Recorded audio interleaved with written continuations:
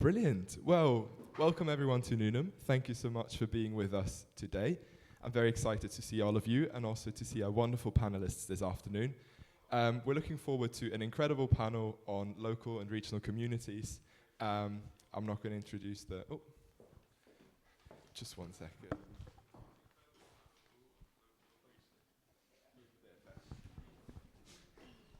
Apologies for the technical issues. We're still trying to figure out how to do this live stream thing. Welcome to everyone online who's joining us. What I wanted to say is welcome to CamCOP, our two-day flagship conference.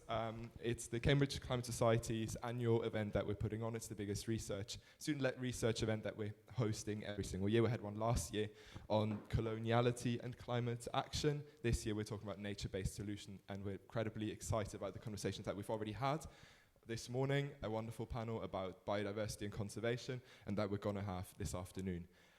With that being said, just quickly wanted to thank our sponsors and generous support that they're providing for us to host these sorts of conversations. CCS, Cambridge Climate Society, is all about hosting conversations with people and from across communities, disciplines, and societies. So having our partners support our work is incredibly valuable and incredibly appreciated. Thank you to Cambridge Zero, the Department of Plant Sciences, the Department of Geography, the Student Union, and the Wolfson College Interdisciplinary Research Hub.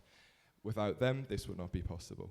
That being said, thank you so much for being with us. Welcome to our panelists, and I'll hand over to Gift. Thank you. Thank you.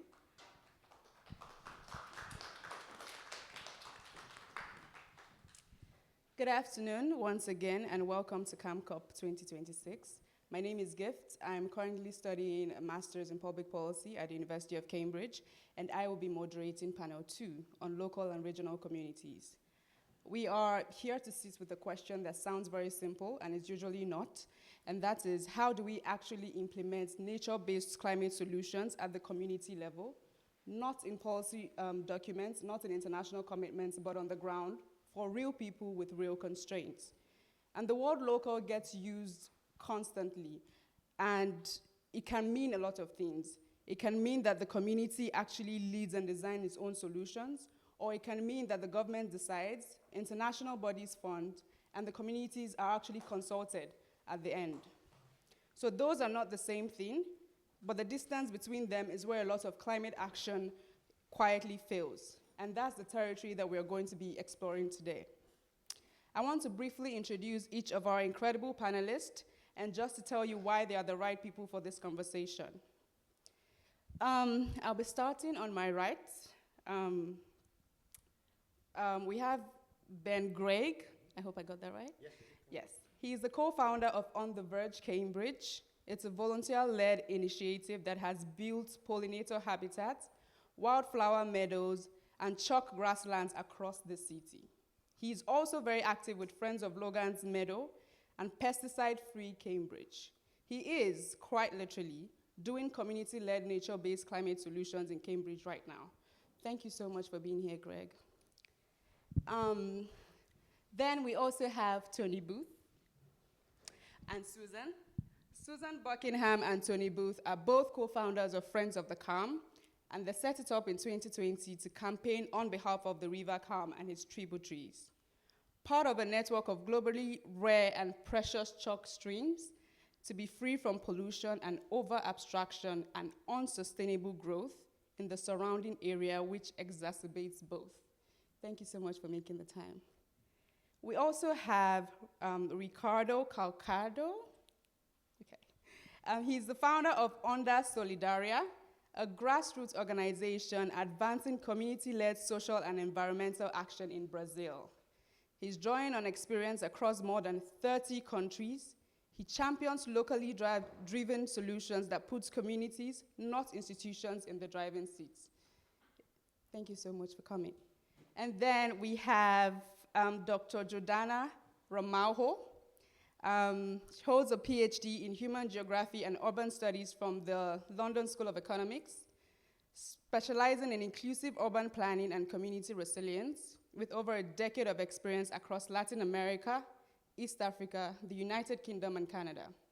Her work focuses on participatory approaches to poverty alleviation and how that can be designed to actually work, not just on paper. And last but not least, Dr. Pascal Hoffman, an associate professor at UCL's Development Planning Unit, where she leads the MSc in Environment and Sustainable Development. She's an urban environmental planner and researcher, and she's focusing on how policy and everyday practices shape climate resilience and adaptation in both Europe and the Global South. Thank you so much, everyone, for being here and for making the time. So I would like to start with the problem as communities actually experience it. Climate change does not arrive equally. The communities most exposed to this impact are typically the ones least responsible for causing them and least equipped in institutional terms to respond. That is not a footnote to the climate crisis. That is the climate crisis at the community level. And it is largely invisible in the framework that we use to respond to it. So how do communities respond? Often remarkably well, and often entirely without formal support. But there is a persistent pattern. Community-level responses are systematically undervalued, they are very much underfunded, and they're excluded from the formal climate finance architecture. The money moves through national government and multilateral intermediaries, and by the time it reaches the community level, if it does, it's a fraction of what was committed, attached to conditions that many grassroots organizations cannot meet. And now, nature-based solutions, using ecosystems to address climate and societal challenges, have become one of the most discussed tools in the climate response toolkit, and for good reasons. But here is a tension that this panel needs to hold. Nature-based climate solutions work best when they are designed by and for the communities that live within those ecosystems. And when they are designed by external actors and imposed on communities, even with good intentions, they can displace livelihoods, disregard local knowledge, and fail ecologically within a few years. I want to turn now to the people in this room who have now been trying to answer those questions in Brazil, in Cambridge, in East Africa, in Latin America, and in the policy spaces that connect them. Without further ado, let's begin the session. So Ricardo, I would like to start with you. Speaking on, is he on? Yeah, great, okay. Speaking on environmental problems and how they affect local communities, you have seen this across 30 plus countries. So what does climate impact actually look like at the community level that doesn't make it into global reports? Well, it's a pleasure to be here. First of all, I think we have to go deep into each one of us, heart, soul, to understand that we're all interconnected.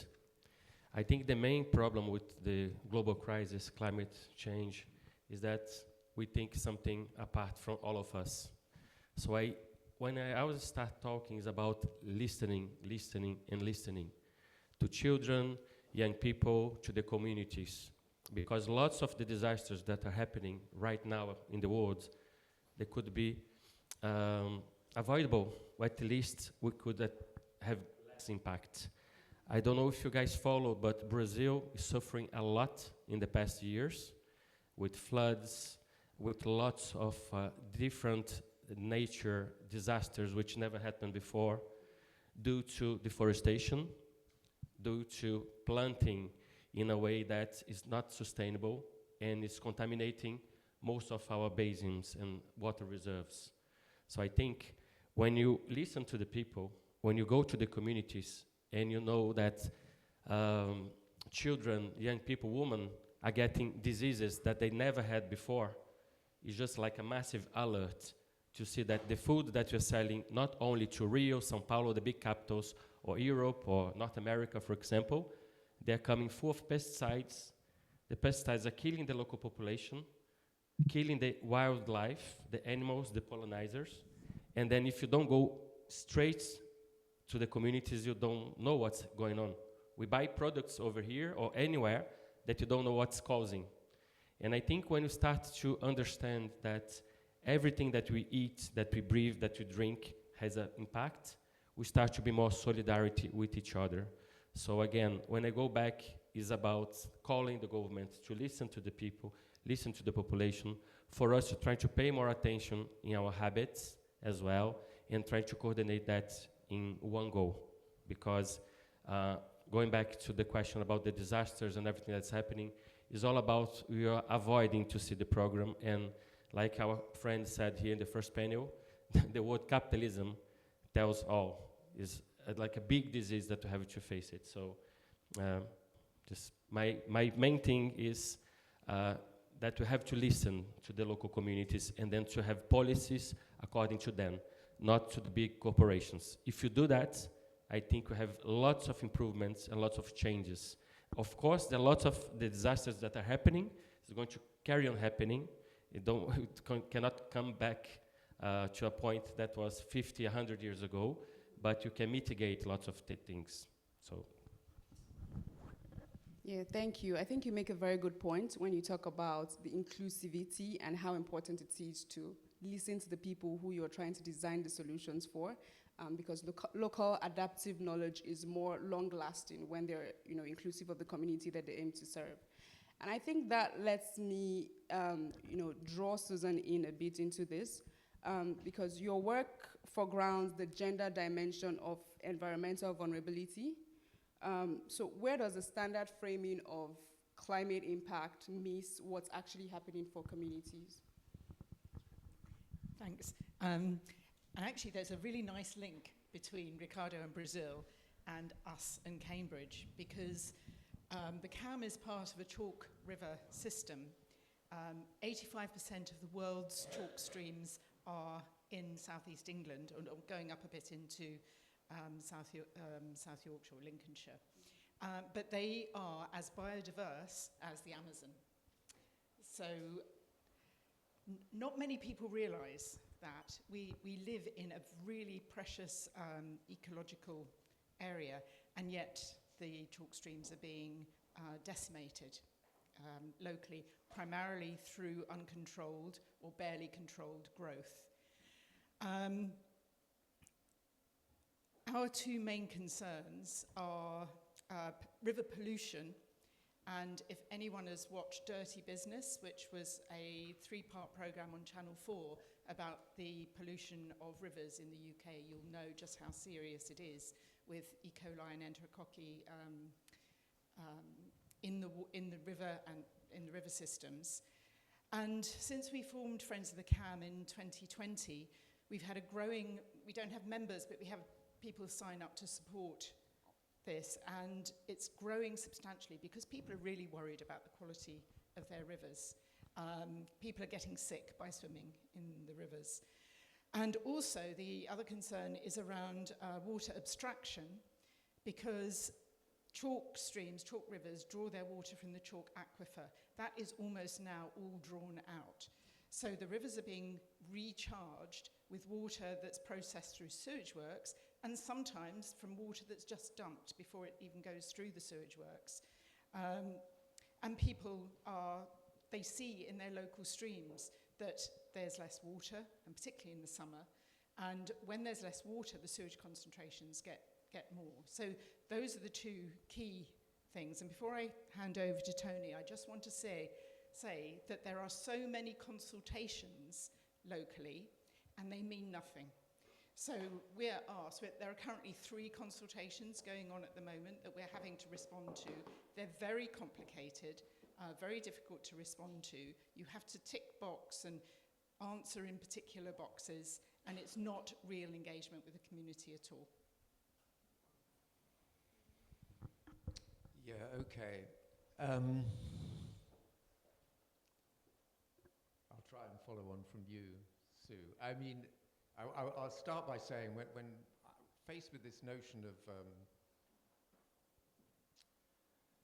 of nature-based solutions, of course my first thought was, well, if nature-based solutions are the solution, what is the problem? So I was thinking, well, the problem, I just want to state the problem. The problem is that we're watching, locally, nationally, globally, the disappearance of the futures for me, my children and grandchildren.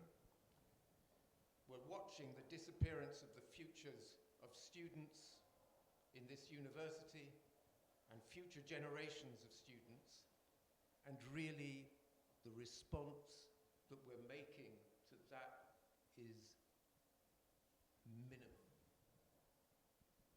So the university, which should have a duty of care to its students, turns away from that duty of care, and the university primarily operates, one might argue, as a development corporation, developing its land holdings, colleges, as well as the university. Now, if we focus, as Sue was saying, if we focus on, we think of Friends of the CAM purposes, to reduce abstraction, over-abstraction of water, to reduce pollution, but also to attend to this mass, unsustainable growth taking place across our city, projected into the future, which is destroying not just the river, not just the possibility of people having fresh drinking water over the next years, but it's actually destroying, it's part of this destruction of all our futures. I call it an Armageddon cult. I call the destruction of the futures of children and grandchildren, I call it nepoticide. It's the willing destruction of our future generations. So whether we're talking about this locally or globally, that's what we face. The moment we're asked to come up with personal or local solutions to a problem which is not to be solved personally or locally, as you were saying, Ricardo, this is the Anthropocene. No, it's the Capitalocene. It's the last throes of the Ponzi scheme, which is capitalism, which cannot survive. And let me just read you one thing here from the CEO of Alliance Investment Management, Gunther Tallinger. He said in April 2025. Now this is the capitalist, leader of the insurance companies which are propping up capitalism and propping up the military. I mean, Alliance Insurance is a major contributor to insurance services for the Israeli military. And this is what he said: the world is already approaching temperature levels where insurers will no longer be able to cover many climate risks. At 2 degrees or 3 degrees centigrade of global heating, there is no way to adapt to temperatures beyond human tolerance. That means no more mortgages. So no new real estate development, no long-term investment, no financial stability. The financial sector as we know it will cease to function, and with it, capitalism as we know it ceases to be viable. Now this is from a leading supporter of capitalism. He says 2 degrees or 3 degrees. We're at 1.5 or 1.6 degrees now. Bill Maguire says 2035. There's a good possibility we'll be at 2 degrees. Okay, I'm kind of, how old am I? 81. I kind of would like to live. It would be a bittersweet, you know, if I live long enough to see the end of capitalism. It would be, you know, it won't be a triumph, I have to say, if it comes about, not because we've said enough is enough, we need a different system, but because the earth has said enough is enough. Thank you, Tony. That was a very rich note on the impact of climate change and how intergenerational it is. I especially liked your point where you said it doesn't matter where the solutions are emanating from, whether the global south, the global north, climate change is a problem. And that leads me to my question to Dr. Hoffman. I know that you have a vast experience in the global south, in Tanzania, and other parts of the region. Does the community experience of climate change differ fundamentally between the global south and contexts like Cambridge? Or do you think we are dealing with the same structural problem at different intensities? Okay, that's a big question. I think context matters a lot.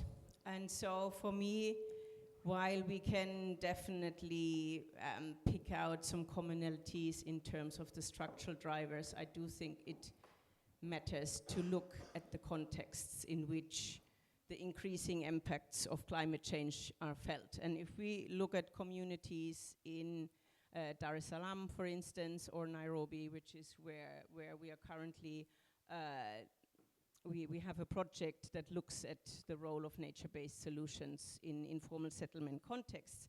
I think it's important to point out that the issue of climate change lands in contexts where people already experience a number of deficiencies and struggles around infrastructure and services, around poor housing structures, around insufficient open space, etc., etc. And so climate change is something that then compounds these deficiencies further. So I think in a way, yes, it differs, because approaches would have to look quite differently, where in contexts here, I think we can easily say that there aren't necessarily issues around not having enough water or not having a proper sanitation system. Obviously, whether they are built to be resilient to climate change is a different matter, but this is what is very, very different, that the work that we are trying to do is looking at these contexts where it's not just about climate change, but it's also how it is compounded by a number of other issues. And of course, it links to what Ricardo was saying, that the fact that these communities don't really have a voice in processes and decision making matters even more, right? Because we see many examples where the approaches that are coming from policymakers and planners, they are making decisions that affect these people, but these people are not part of actually figuring out what kinds of approaches and solutions should be considered. Thank you so much. I think that's really powerful. And context matters a lot, of course. And you can't build a solutions for a community that works somewhere else instead. It has to be tailor-made for that community. It has to be driven by the community as well. I think this has been a rich thread. I would like to hold up on that a bit and maybe come back to it later. But it draws me to the next arc of the question around community responses and nature-based approaches. And I will be putting this to Ben. You've been listening very carefully. And I would like to know what your read is. So On the Verge is a live example of a community-led nature-based action. What drove communities in Cambridge especially to get involved, and what nearly stopped it, if any? Okay, thanks for having me. On the Verge Cambridge, it's a very small group, I would say that. So we work with communities, but it's really for people. So that can make us quite nimble, but at the same time we're quite limited. So, and we are very much, we are creating nature-based solutions. So we are planting pollinator-friendly verges, and we are scrub bashing to let the natural seed bank come through. And that has been extremely positive, and it's produced some really fantastic results. I've got some graphics of the kind of biodiversity that's produced in the last 5 years. But I'd also bring in other groups that I work with. So I work a lot with Coat and Orchard, the Save Coat and Orchard campaign. We've been doing a lot of biodiversity, nature-based projects there, pond creation, bioblitzes, moth traps, hundreds of species. It's now a county wildlife site. But I mean, really to link into the previous discussion, that is all under threat, and that community, of which I'm proud to be part, the community from Coton Parish, but also the wider community as well around Cambridge, is having to resist the Cambourne to Cambridge busway that would drive straight through it with a 30-metre wide concrete busway. And that would destroy a huge amount of biodiversity, so that's one reason not to do that, but also actually the climate impact of that busway far outweighs any greenhouse gas savings it's projected to produce. So it's also a campaign of resistance, essentially. So nature-based solutions are there, but they aren't in itself enough to protect what we've got. So that's a lot of what my time is spent on now, is these two things, essentially, nature-based solutions, but resisting the powers that be that are wanting to pave over them. And I can give you other examples. In town, I work with a group called the Friends of St Matthew's Peace. St Matthew's Peace is a pretty tiny park, actually. It's the only park in the ward of Petersfield, and it's surrounded by mature plane trees. And that was given to the people of Cambridge in 1898, forever. You can imagine the climate benefits of those trees. It's absolutely enormous. They're huge. It's the shadiest park I know.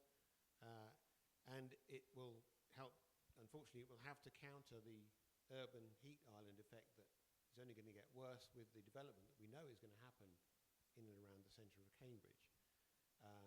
And that Friends group has successfully fought off one development application to build literally in half of the park, and 4 separate applications to fell a number of those trees. And that took a huge amount of effort, and that was a community effort, raising money, campaigning, artworks, projecting stuff on walls, getting people to lodge complaints and protests in the planning portal, presenting at the planning meetings. But it's a sort of game of catch-up, trying to head these things off, which is, for a small group, is very difficult to do, but it's been very successful. So, I don't know if that answers your question. Yes, Sorry. it did. Yes, it did. Thank you. Okay. I think the work you do is very critical, especially I think there's somehow a form of sensitization and education for the community on what nature-based, approaches are, and exploring alternative solution is also a very pertinent part of your work, which I think is great. And that brings me to the next question to Jordana. In your participatory process work in Latin America and in East Africa, how do communities themselves think about nature-based approaches? Is that even a frame that they use or that they know? No, is the long and short of it.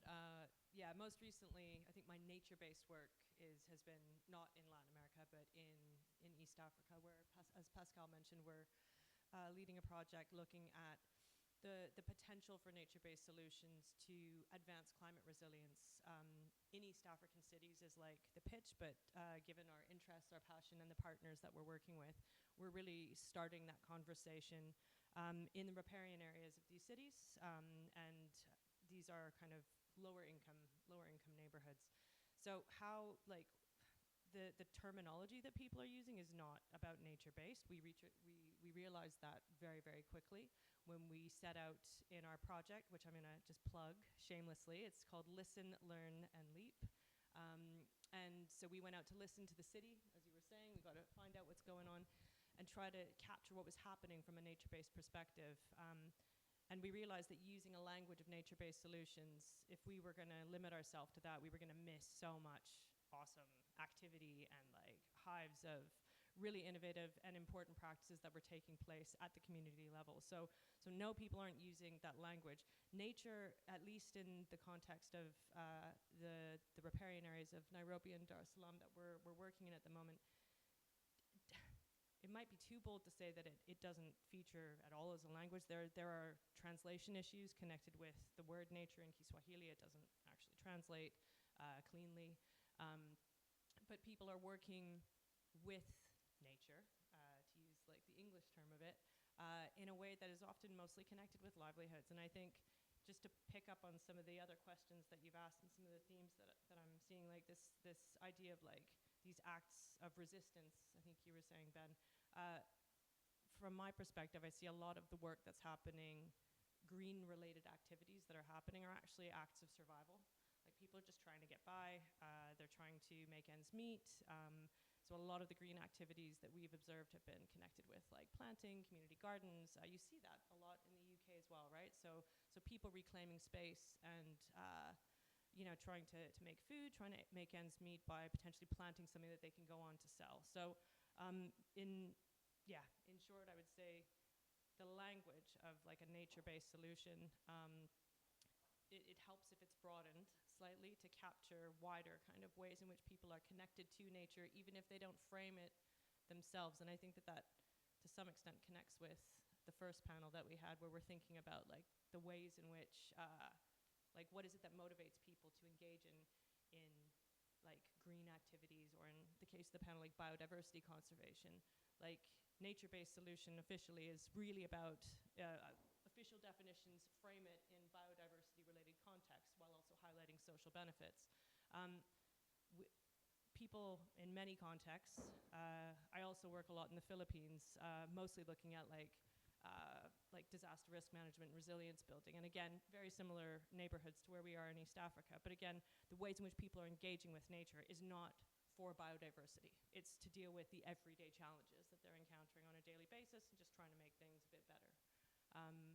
So it doesn't necessarily speak to the participatory, it's not about a participatory method, but by just like going and hanging out with people and meeting them where they're at and seeing what they're doing on a daily basis, you realize very quickly that the motives or the kind of the objective that we might put onto it, be that biodiversity conservation or like greening, is not necessarily what's driving it, but that doesn't mean that the outcome isn't a positive one that connects with the objectives of climate resilience and greening. So what I'm hearing is that the terminology doesn't really matter as long as the work gets done, I mean. And I don't know that I agree with that. I think the terminology does matter. Mm-hmm. Yeah, I think it really matters. Okay. Yeah. But there's a... I would like to say, from my point of view, I think the language of nature-based solutions is part of the problem. It's generated because we have a problem. And the problem is that the major ways of coping, the dominant ways here and everywhere of coping with this looming multiple climate and biodiversity catastrophes is through denial and greenwashing. And so the language of nature-based solutions is part of the greenwashing. Okay. So we're Yes, but there's a difference between communities who choose nature-based solutions or approaches and communities that have nature-based approaches chosen for them. So where does that line get crossed? It's an open question. Anybody can answer it. I'll complement. I completely agree what you said. I'll share like a case study, something. I worked my whole life in grassroots projects, movements, youth leadership. And 5 years ago, I was invited by the Rio State Environmental Department to lead a youth leadership program, which, again, for my experience, because I'm not so young anymore, so so okay. So the first thing we asked inside the government, I don't know if resiliates here with Cambridge, UK, or Africa, or any part of the globe, was that I was there to talk about young people, to listen to young people, but there's no young people there. Nothing. I was shocked. Like, hang on, we want to start to do something with young people, but where are they? So the first thing we did it was we need to get a young leader here to talk. That's something I'm going to share with you guys. I mean, our planet needs young voices, young leaders. If you look at our leaders worldwide, I mean, nothing against, but they're all over 80, 75, sorry, but we need wisdom, but I'll be gone. no. It's important to have this mix. Like again, I'm not young anymore, but I was there to lead some young department or young people. So like, okay, let's bring up those young people. Where are they? They're afraid, they're scared, they're completely muted because people don't give space to them. If you go to the UN, oh, young people are the most important for the future, for the present. Young people are the solution. Where are they? So we started 5 years ago to this mission. The first thing was like, we need to recruit young people. And people look at me like, are you crazy? Young people are boring, annoying. I'm like, I know nice young people. So we start to get this movement. And it was shocking because we travel all over Rio de Janeiro state to meet young environmentalists. And then when we met them, again, they're scared. We're just like, wow, we're doing an amazing job. We're doing amazing things. Really? So come to the office so we can talk about, we want to do policies, make policies listen to you. But where's the environmental agency? So completely disconnected. So after 3, 4, 5 years, everybody inside the government starts to look at the young people as, wow, they're cool, they have solutions, they're nice. I mean, we should listen more people.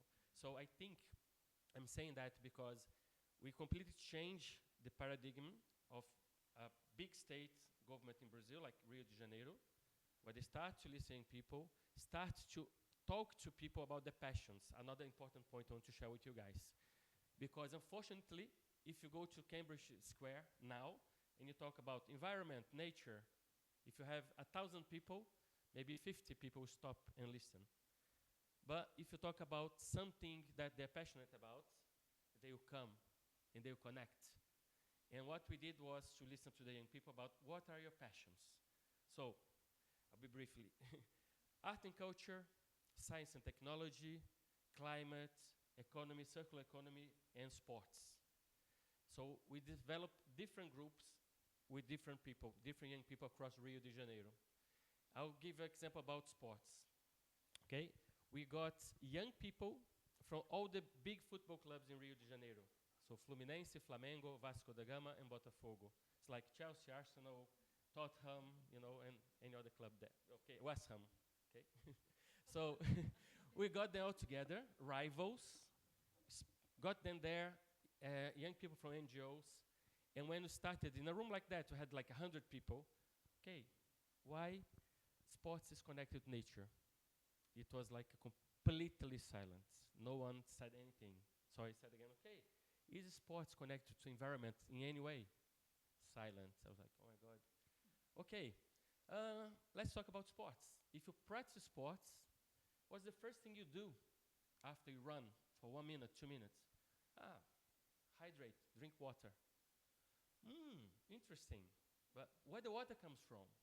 So if you drink polluted water, what happens with you? You get sick, you die, diseases.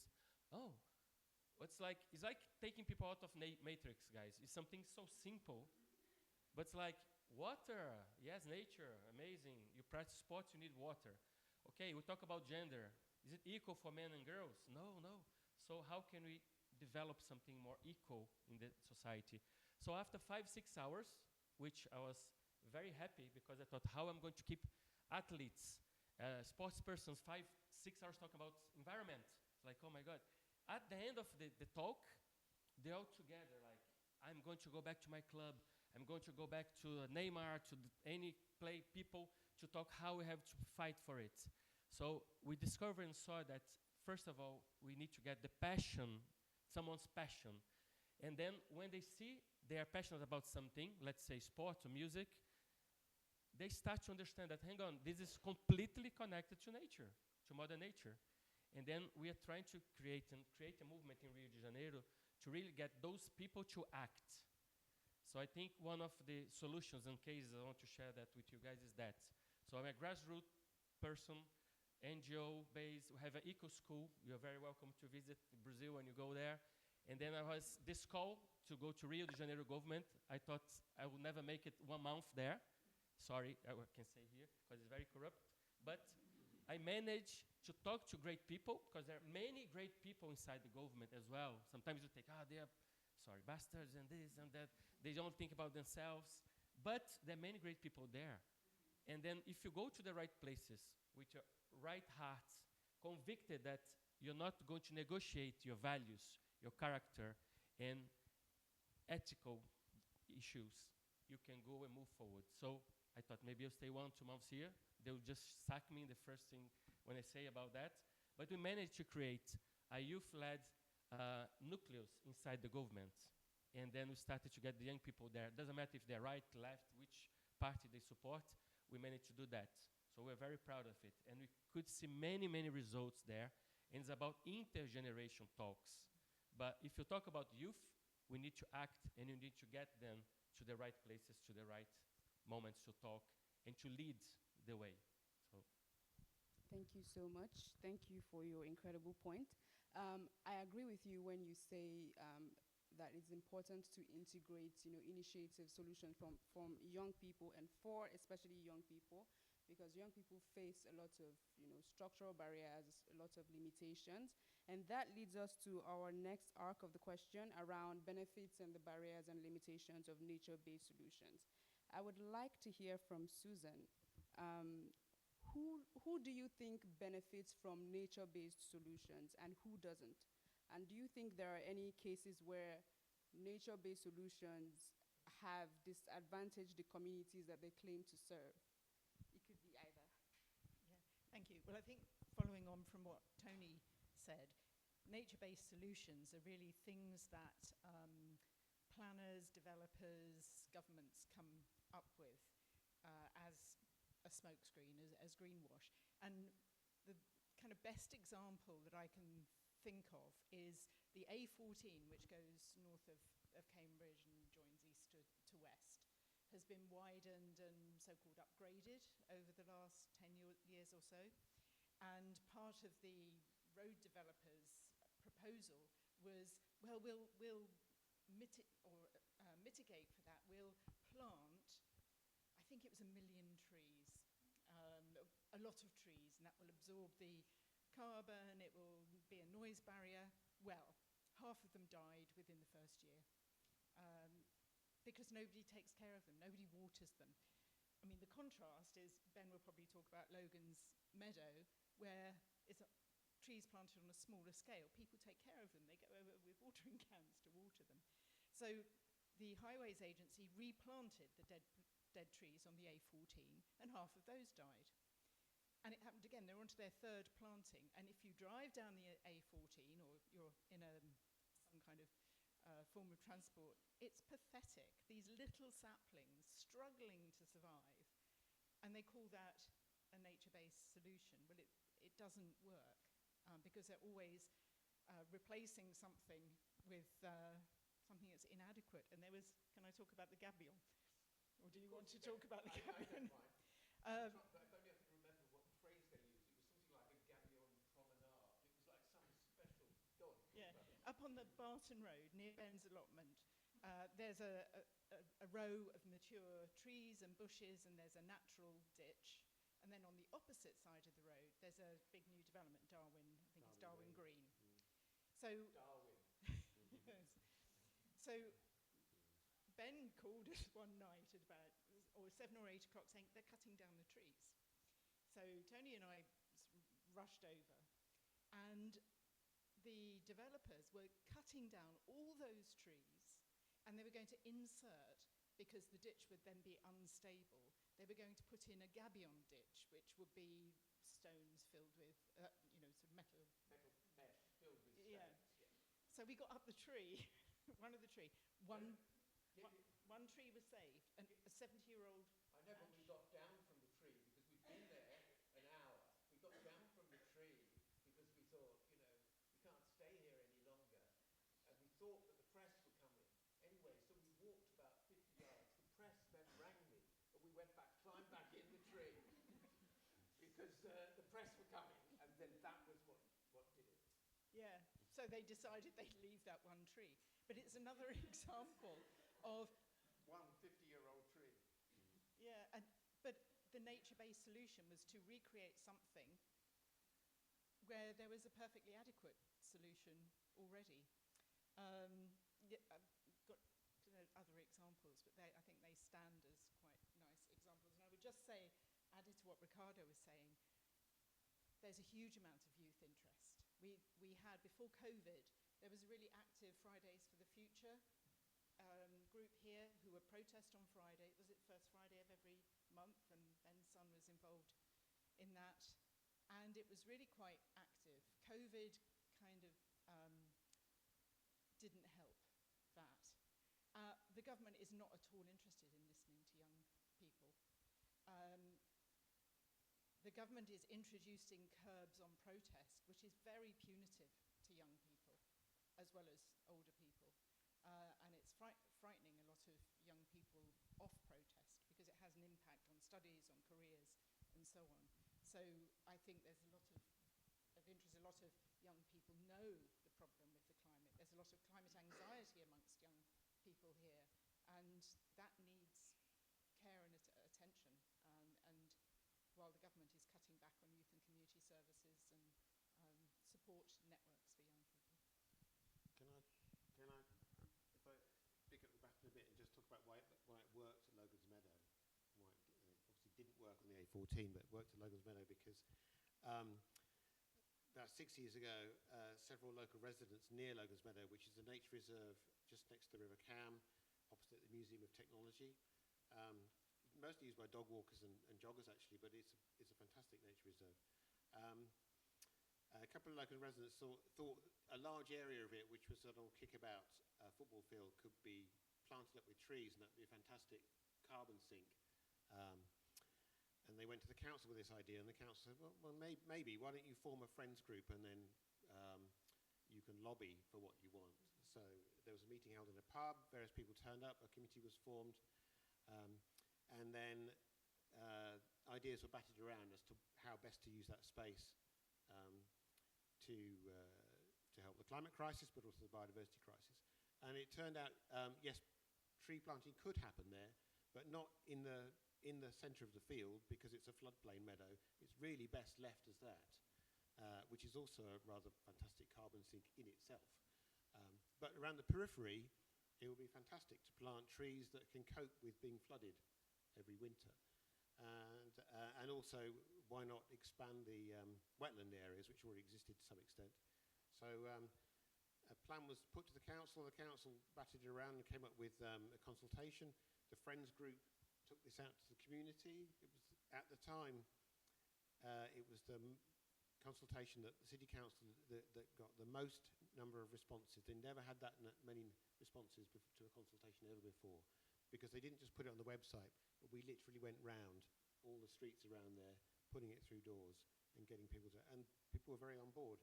So the overwhelming feeling from the community was, yes, please to trees, yes, we'll help to plant them, yes to more wetland, and yes to enlarging the nature reserve to encompass that whole sort of green space. And that's what happened, give or take some delays from COVID. 250 trees were planted over several weekends, one winter about 3 or 4 years ago. Hundreds of people came to help. And subsequently, the 2022 summer, which was extremely hot, we basically had to rope in as many volunteers as possible to water those trees, which didn't happen on the A14, but it happened there. We were initially carrying buckets from the River Cam across the field. It was quite painstaking. And then we found a slightly more long-term solution as well. But it was basically community effort that kept them going, and making a proper plan that involved not just the council, but tree experts, the local experts from the university and so on, from the Cambridge Natural History Society, to say, well, what's the best thing to happen here? And now they're flourishing, and the new wetland features have gone in, and it's been fantastic, actually, but not without a huge amount of effort. Thank you. Thank you for reiterating that important point on community and unity in preferring solutions. This is not very... Here, can you hear me? Okay. Just to quickly bring it to Dr. Hoffman before we wrap up, from your experience in the Global South and from your research on policy and infrastructure, what do you think are the structural barriers that prevent nature-based solutions from actually reaching communities at scale? So I'm going to reformulate slightly and maybe piggyback back on the discussion about terminology, because I think it does matter, and I think we're restricting ourselves if we are limiting the conversation on nature-based solutions. And well, there are two aspects. One is also to acknowledge its origin, particularly for the contexts where we are doing work. It doesn't really mean anything, okay?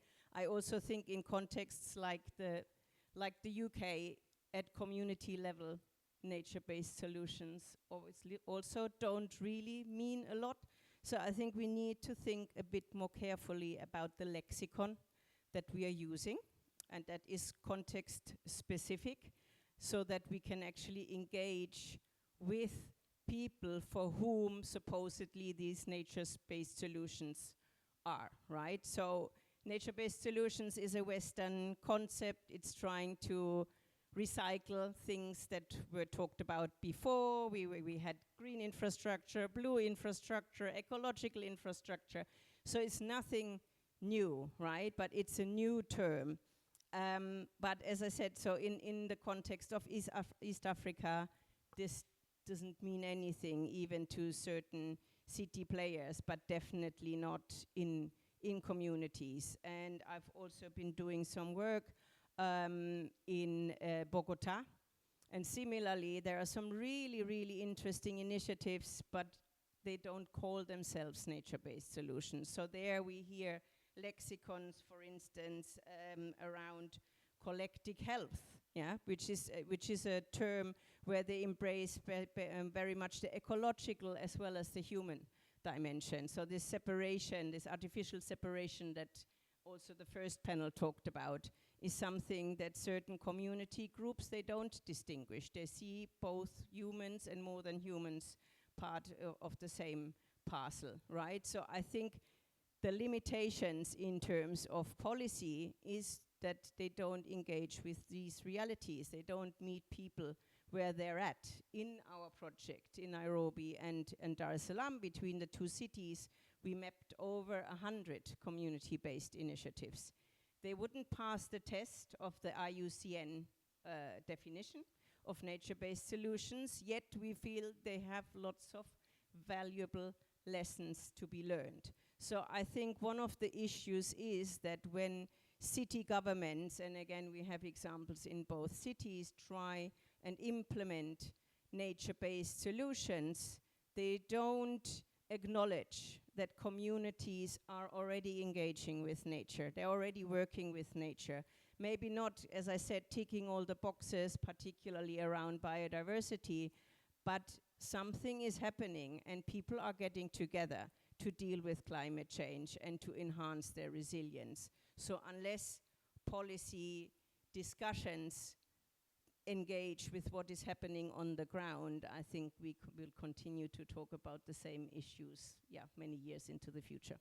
Amazing. It would be nice to say something about greenwashing metrics, which connect very well to nature-based solutions. So you have this idea of biodiversity net gain. Now the problem with this language is it's not that it just is not really workable and is part of greenwashing, it's that it stops you thinking. And so I think of there's a requirement that every development should, like Sue was saying about the A14, you know, that you should, as a result of the destruction of the extra emissions, carbon emissions that will result from this concrete is the third biggest emitter of emissions globally after the USA and China. So that you're mitigating with planting trees, they will have been required to do that through this concept of biodiversity net gain. So when you leave a project, there's more biodiversity than when you started, so they might say.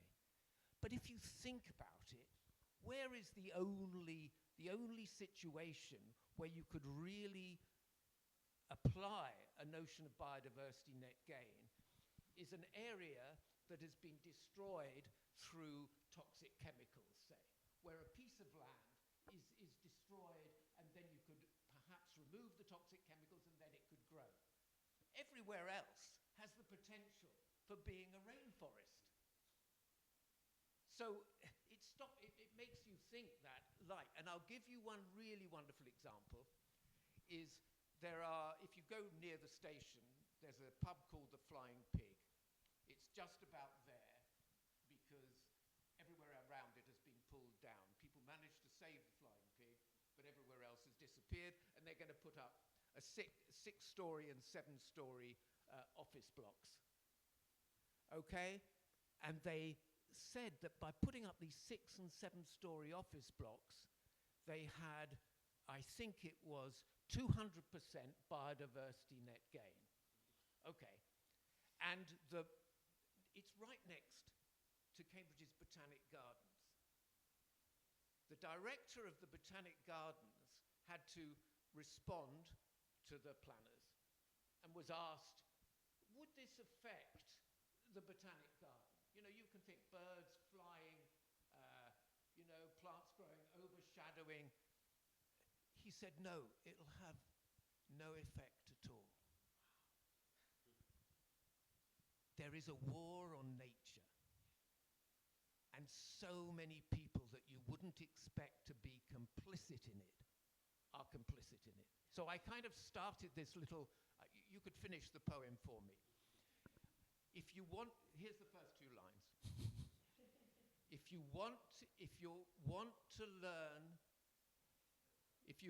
in Cambridge and want to learn about the war on nature, come to the Botanic Garden. Somewhere, there's a poem in there somewhere. Thank you. Thank you so much, Tony.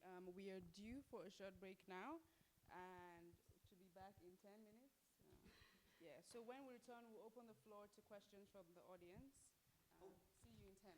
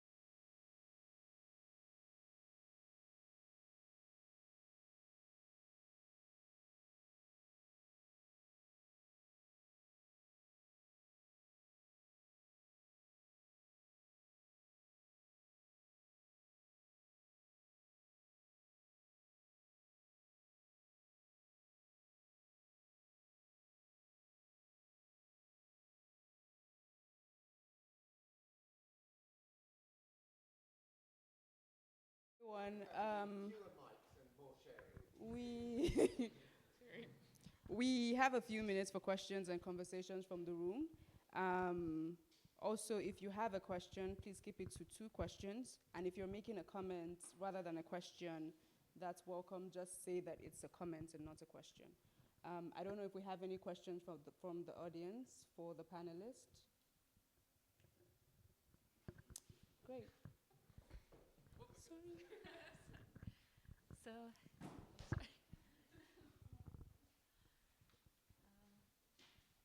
Hello. Sorry, thank you. Do you hear me? Okay. Thank you for your talk, and I was really inspired. I'm Negar Shirazi. I'm a researcher in Anglia Ruskin University, and I'm working on the CARES project, which is a community-led project, and it was really interesting to hear from you because we are now working to encourage people to come and participate and also to ask them what they value. So the result of this project would be transferred to digital platform.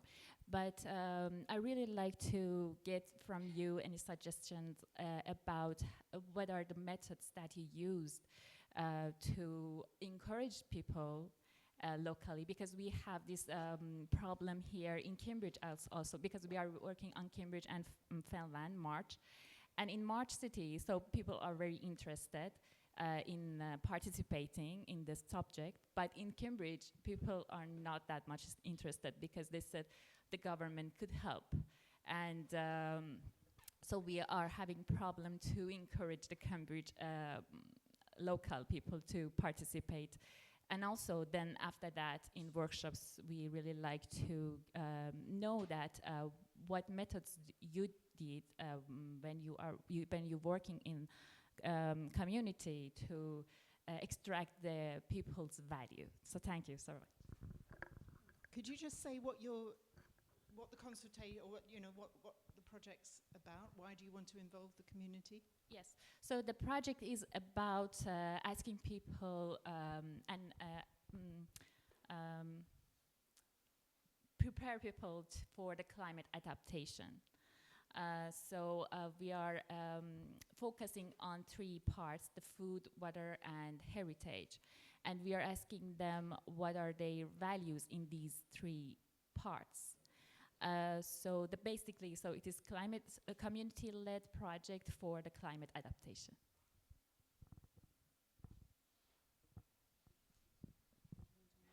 I can probably get you quite a few people who would be interested. Sorry. You go. I know quite a few people in Cambridge who would be interested. I mean, were you saying how do you go about getting people involved? Or? Yes, what methods did you use to encourage people to communicate with these projects? And also, because it's about getting people to the project. So we are standing in that moment. Well, my advice would be to start connecting with those people who have been involved in that sort of work over the last years. I mean, you're already, because you're now, you know us. And if you were to ask me or Sue or Ben or, we would know, or Ian, you've got resources in the room. But, I mean, we've all been involved in climate issues. I mean, I'm in a group of people who are just about, we're rolling out the emergency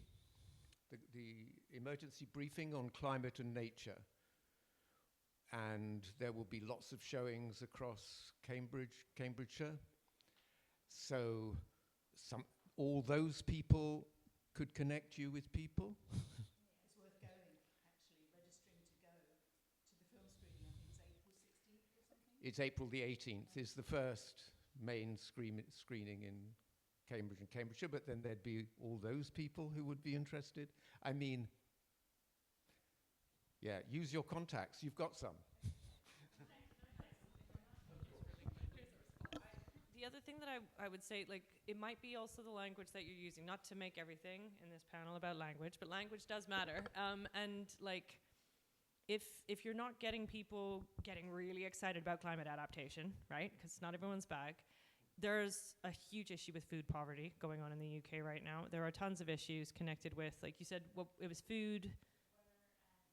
So water, your people, yeah, right there. Heritage, like lots of old buildings. So like I find that sometimes, and this is, no, but really, right? Like there's a lot of people that are really into all of those things. What's probably throwing them is the climate adaptation. And I do think that like sometimes our role as like people that think about climate adaptation a lot is to translate that in a way that makes it make sense, right? So maybe don't put climate adaptation on your flyers and put it about like, let's talk about heritage. And then you can be like, did you know that the buildings are gonna crumble because, you know, groundwater, I don't know how heritage is affected by climate here, but like, you know, you make the link for them once you've got them in the room to talk about what they're interested in. So I feel like maybe a method is to repackage what you're looking at, to bring people in where they're at, and then exactly like the example that Ricardo gave, like you then make the link to the topic that you're into. That would be my suggestion.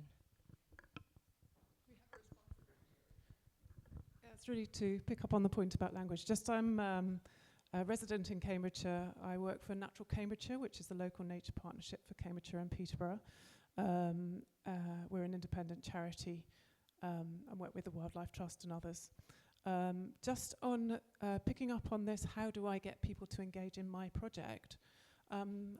March, you mentioned the town of March. It's not a city, it's a town, it's a market town. The people of March and Fenland generally are engaged, so maybe they're not engaging because they're already engaged within the community that they're working in. So just a note about academia, and a note upon all of our responsibilities to ask, what is it mine to do? And just because you're not hearing the word climate, it doesn't mean to say there aren't a huge amount of people caring vastly and doing things about it. So I would just, as a word of caution, to think about the words that we use when we're working with communities. Also, just a point to make here, in the beautiful, beautiful surroundings of Cambridge and Newnham College, that it's very green, it's very manicured, it's very lovely, it's very greenwashed in the most marvellous way.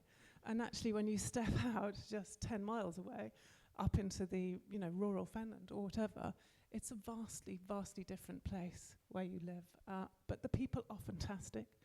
There are some immense frontline workers, as I call them, working at the heart of communities, aware of some of the changes that are coming. Where I live, St Ives, it's underwater 3 months of the year and the flooding is getting worse. But you speak to the Cambridgeshire Fenland farmers and they go, oh, well, we'll adapt, we always have. So there is this attitude, and just because they're not using the words climate change and getting terribly excited and climbing up trees or whatever it might be, they are resisting in their own ways. So let's just question our own places that we're coming from to make sure that we're doing the right things for the right reasons.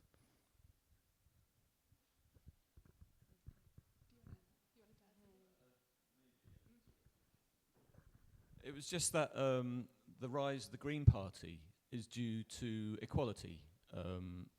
The Green Party still focusing on sustainable living for all species on the planet, but they're bringing people in on the equality, which, when I started my activism many, many decades ago, I didn't care about equality, but it is a root part of our future for every species, is the equality of everybody, every being, every creature. So yeah, I think it doesn't matter. I've been a Green Party member for 30 years. That doesn't matter to me that they're not explicitly talking about the climate crisis or rainforest destruction, because they're engaging in the way of engaging other people, not to dismiss those blooming tree huggers again. Because it is important to connect everything up with inequality that's going on now. Capitalism is causing that inequality. So yeah, thank you.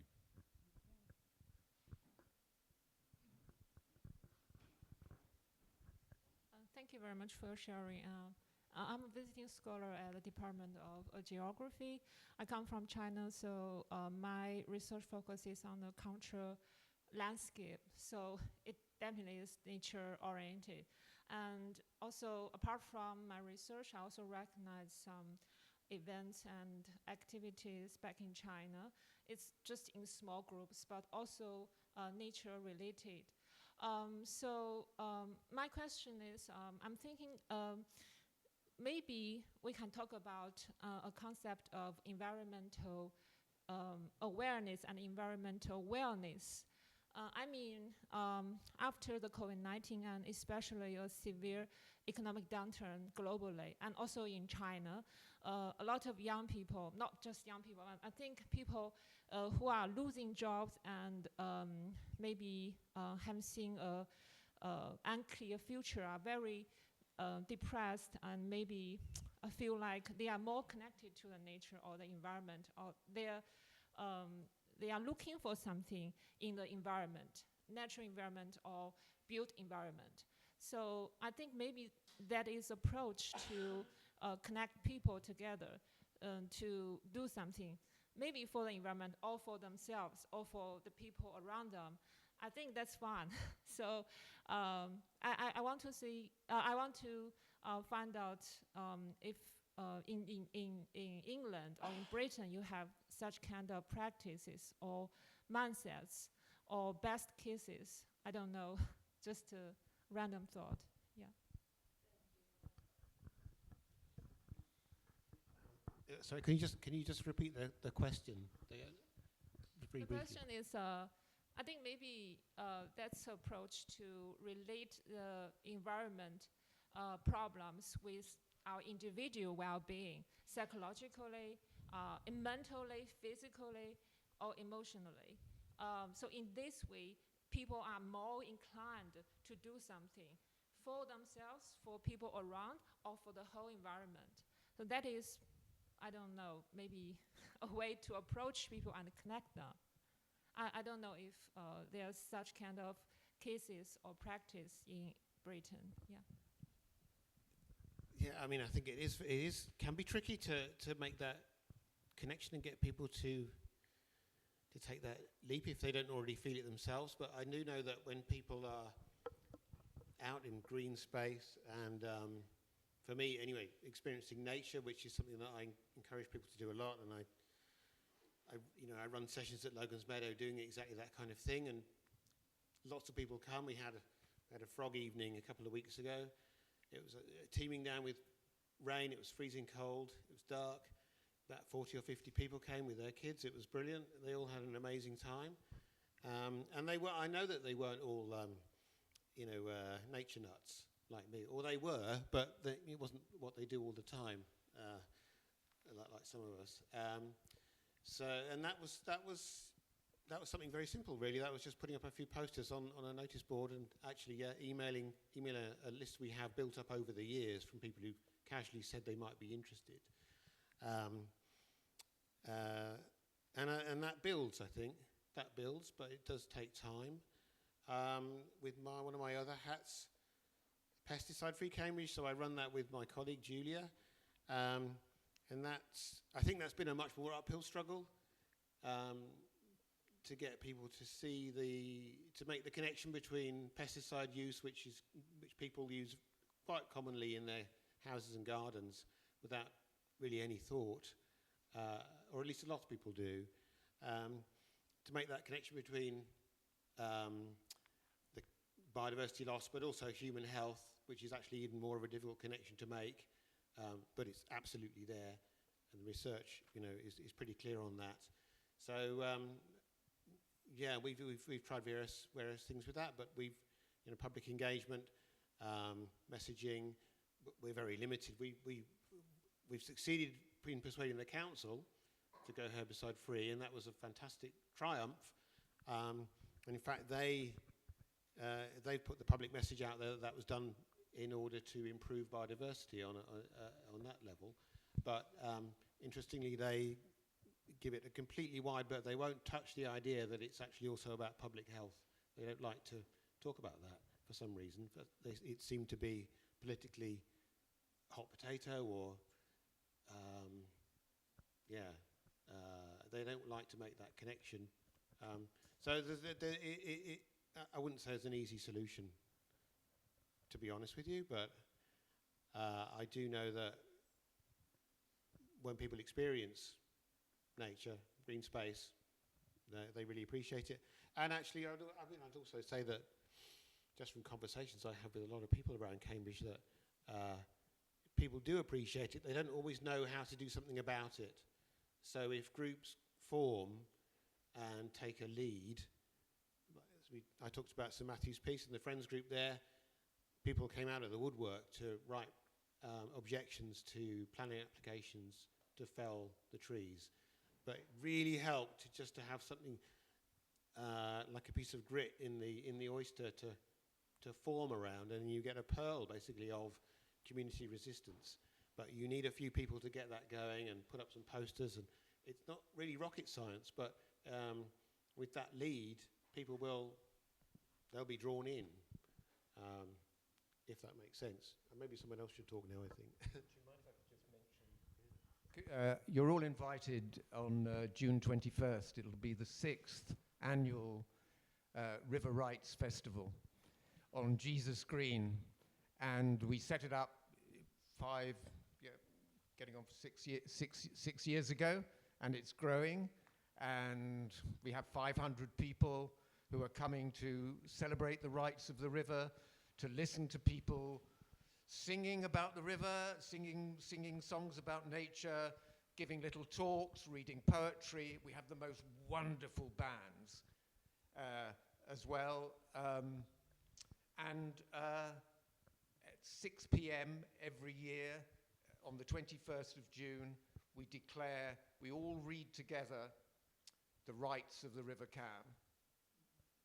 And then people know it's connected through Friends of the River Cam, then they can join our newsletter, then maybe get a little more involved. So this is just one of the ways in which we are encouraging people to rethink their relationship to nature. I mean, if people have rights and people are part of nature, surely they can't be the only bit of nature that has rights. So rivers have rights, trees have rights, landscapes, lakes. It's not difficult to make those connections once you start thinking about it and are in a space where people are calm and together with others and having a nice time, and then the dialogue can open up. Anyway, I hope you'll all be there.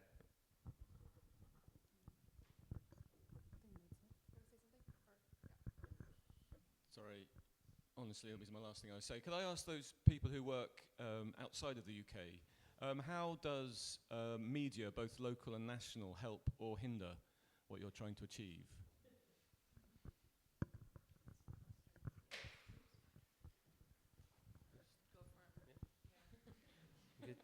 Good question. I think in a way we have to be very skillful and diplomatic when you talk about climate, nature. If you go 1 comma wrong, they'll be your biggest enemy. If you go it right, they can be your ally. I have been learning that a lot. One of the things we have done it is that, again, using the right words. That wording is so important, we talked about here. You need to talk exactly and use it in a proper way. In Brazil, not stereotyping, okay? I'll talk about one thing we use it, that the media is behind us, is the power of football. So when you start to think about, okay, what can grab the attention of the nation? Next year we have the Women's World Cup in Brazil, which is a big, big thing for us, because we have lots of inequality between men and women in Brazil, especially in sports. So it's a great thing. We work with girls in football as well. So we thought about how can you use the power of football to get the media behind and to talk it. So, before getting to that, we thought about what's the best way to get the media with us, or get the media to talk about what you want them to talk. Because if you went to if you go like climate, nature, preservation, which we believe in, you know how important they are, people just, that won't sell. So we managed to get a package of like, okay, football. And last year we did the first conference for climate and football in Latin America, I think. And then we got 15 clubs from the Brazilian Premier League to go there.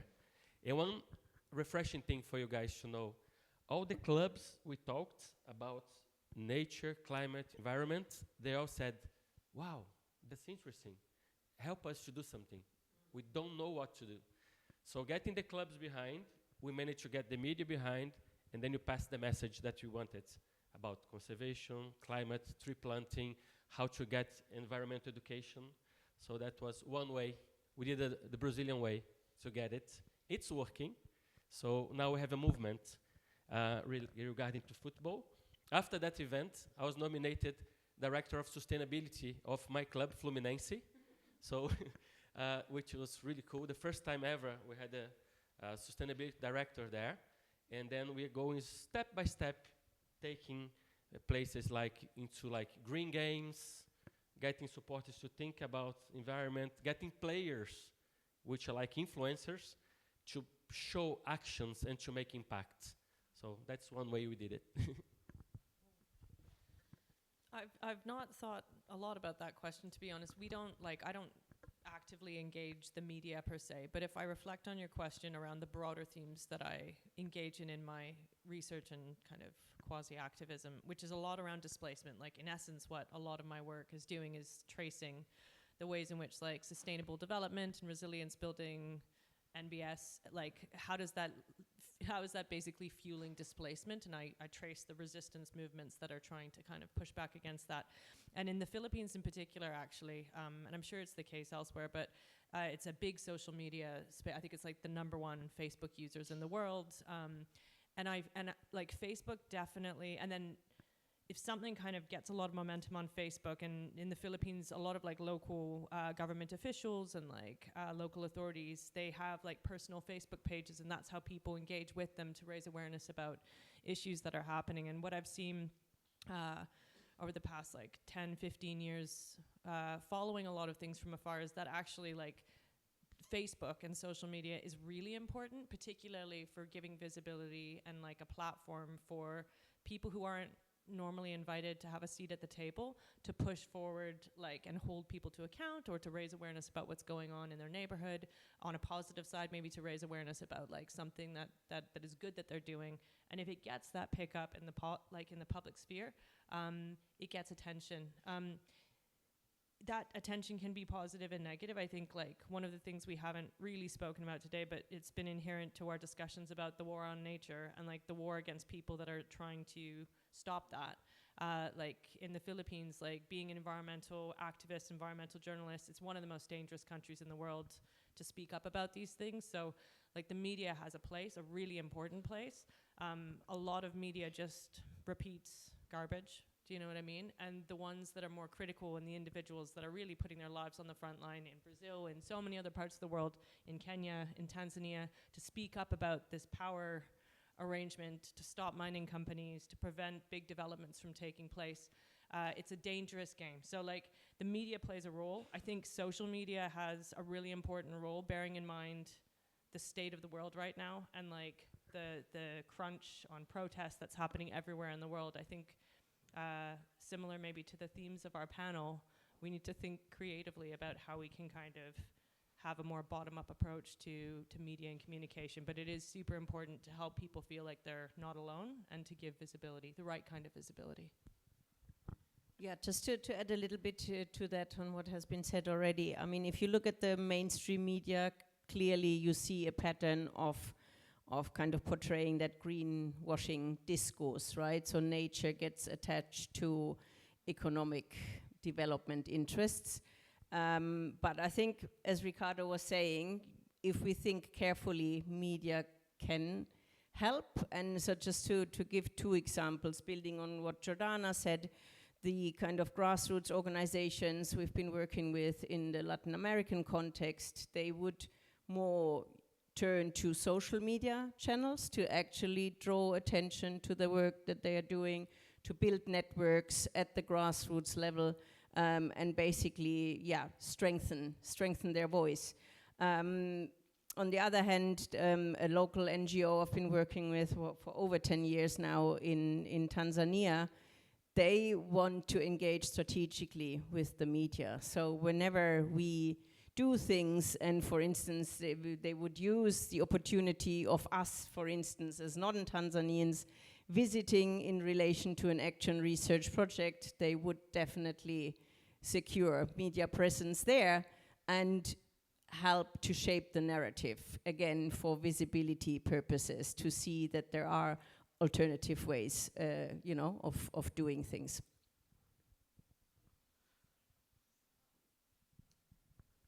Thank you.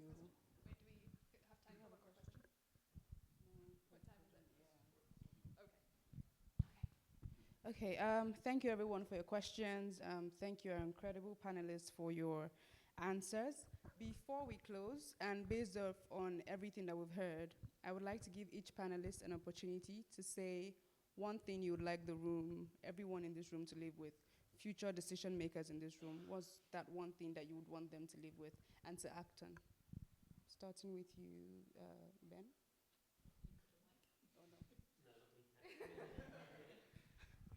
No, he's not ready. Hands. Okay.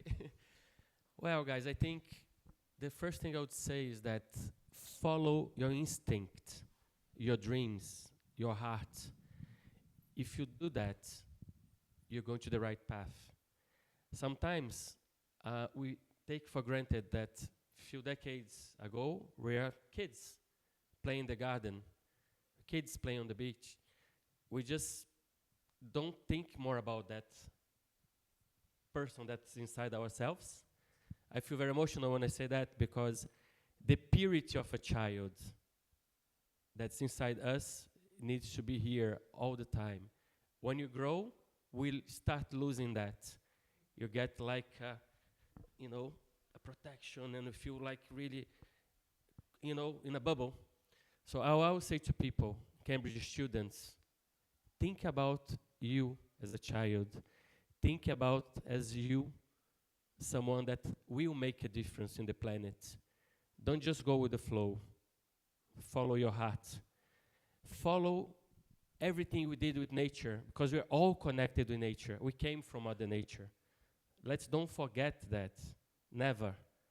So follow our heart, our soul, our instinct, and then I believe in everybody here in this room that we can multiply that to other people. So we are all connected, we are all interacting, and we all need to do something. Doesn't matter what will happen, but the way we do it, how we do it, with our purpose, with our heart, with our loyalty to ourselves, it's the most important thing. We're all here in a mission to do good. And in 2026, the planet is there, not needing us. We need the planet, but we can play our bit. So let's think about it when you leave this room today, that how can we do our bit more and more, and how we can connect with ourselves in a special way. Think about you as a child. You think about great things, beautiful things, pure things. So bring that back again. Thank you. I think I spend a lot of my time thinking about inequality. So my pitch and my prompt is, I think on the back of some of the conversations today, like when you talk about climate change, it's big. Biodiversity loss, it's big.